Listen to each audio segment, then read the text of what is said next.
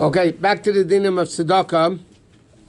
When a person gives tzedakah, he should try to be as discreet as possible. But we learned yesterday, if you want to put your name on a building, that other people should also be part of it. It's the proper thing, it says in halacha. It's a good thing to do, it should be done.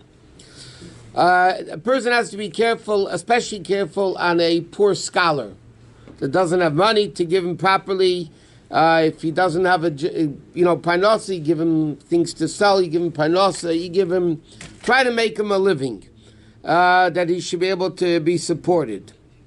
And halacha brings down interesting, a person that is a bal maisim tovim, a person not even if he's a scholar, but he's a good person, he does a lot of chesed, a lot of kindness, has the same din of a Talmud Chacham in this respect, that the community has an obligation to make sure he has a proper livelihood, proper parnasa, and as long as the person is not a total ignoramus. From the other side, though, it says in halacha like this: a person is supposed to distance themselves from taking tzedakah as much as possible, that he shouldn't have to come and rely on people.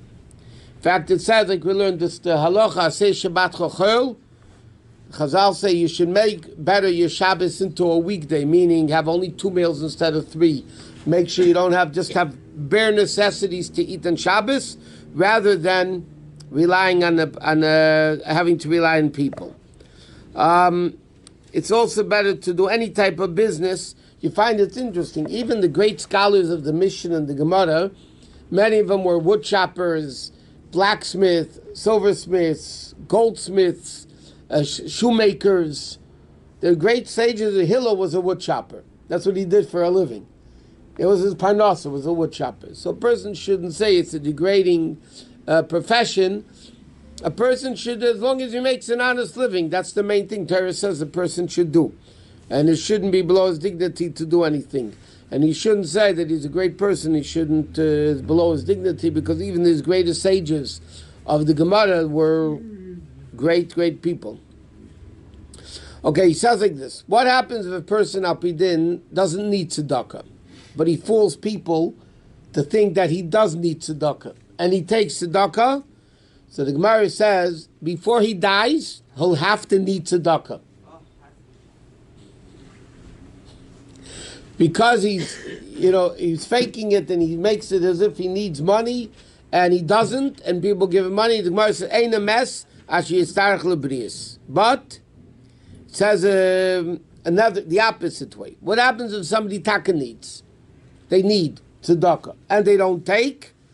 So then it's shefich damim.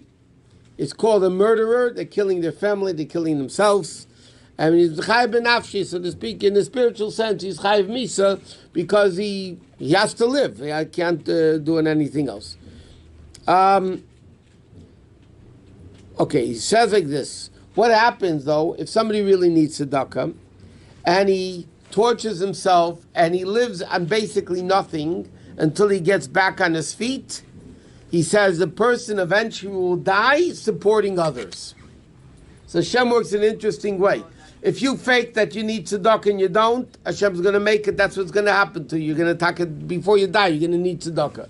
If a person really that should accept tzedakah and doesn't, and he lives a difficult life not to take tzedakah from people, then it says, Baruch HaGever sheyiftach b'Hashem, and then the end result is that before he dies, he'll end up supporting other people because Hashem will bless him with it.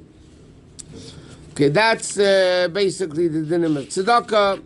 To continue on to another dinim. Next dinim, we're going to skip the dinim of separating challah, but the next din in Kitzur Shulchan Aruch is the din of teveling dishes in the mikveh. Now, we learned it out from a pasuk that you have to tevel dishes.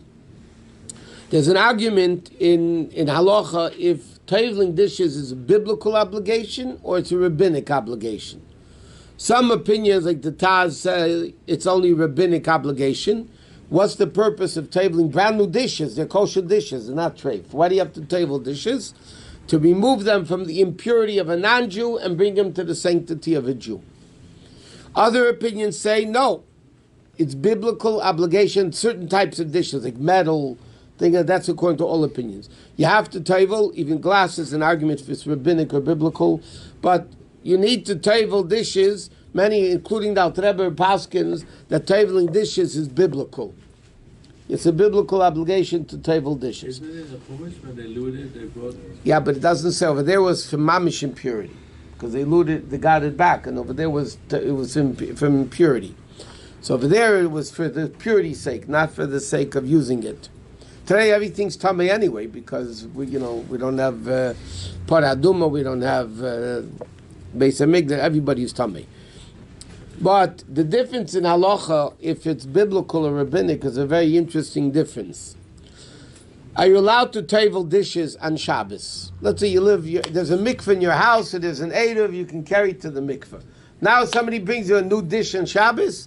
The question is, am I allowed to immerse the dish in a mikveh on Shabbos? To tevel it. So if you hold that tefillas kelim is rabbinic, then you're allowed to tevel dishes on Shabbos. If you hold it's biblical, which is the halacha, the Alter Rebbe says, so then you cannot tevel dishes on Shabbos. What's the issue at hand? On Shabbos, you're not allowed to. One of the malachas of Shabbos is called makah bepatish. Making something unusable usable is one of the 39 malachas in Shabbos. Making something not usable into usable is what's called makah bepatish, the final hammer blow that makes it usable. So if it's rabbinically obligated to tevel dishes, that means like this: min ha'Torah, you could use the dish. You're allowed to use the dish biblically. The Chachamim came along and said you have to put it into the mikveh.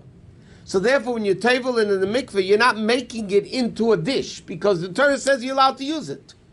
If the Torah says you're allowed to use it, it's usable. The Chachamim came along and said, by the way, you have to tevel it in the mikveh. If you hold immersing kelim in the mikveh is biblical, that means biblically you're not allowed to use it. So now by putting it in the mikveh, you're making it usable.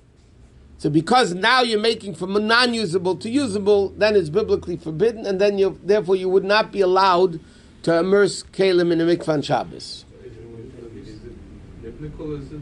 Well, it's an argument in halacha. The halacha is biblical. So therefore, I said, what's the difference if it's biblical or rabbinic, if you would be able to tevel it on Shabbos? But what? The metal is biblical.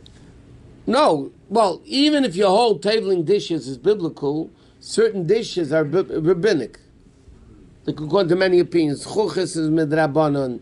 Others, but metal, if you hold this min ha'Torah, metal is really the only keli which is biblically, you have to tevel in the mikveh. So all the rest you could? No. Now, all the things, when you have to tevel in the mikveh, you have to do it in the mikveh which is kosher for women. In other words, you can't tevel in a swimming pool, which halachically is good for a man to tevel, even if they're impure. It's ma'im shuvim is good, but you can't. But a woman can't tevel in a swimming pool. She needs rainwater with the whole thing. So kelim in a mikveh, even the kelim mikvahs, that they have in the city, a few of them that they have mikveh special for immersing dishes, it's all rainwater. Or connected to rainwater but it's a kosher mikveh. It has to be in a mikveh which is kosher for women to tevel in. Therefore, even some, you have to be careful. People always ask, can I tevel a dish in a lake?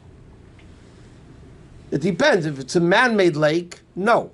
Because how did the water get there? Through machinery. If it's through machinery, it's not rainwater in the natural state.